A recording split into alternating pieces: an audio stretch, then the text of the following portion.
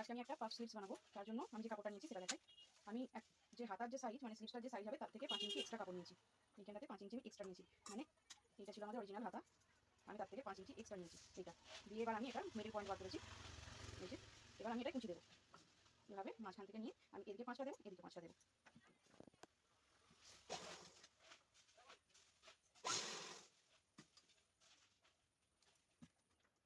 উপরের দিকটা কুচি দেওয়া হয়ে গেলে এবার নিচের দিকটাও আমি এইভাবেই কুচিগুলো দিয়ে নেবো।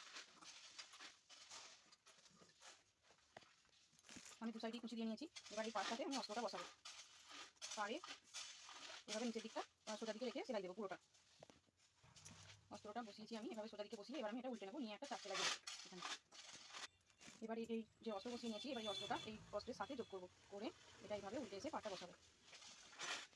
এই যে অস্ত্রটা সেলাই করে নিয়েছি, এবার এটা এইভাবে উল্টে একটা চাপ সেলাই দেবো। খুব সুন্দর পা পাতাটা তৈরি হয়ে গেছে।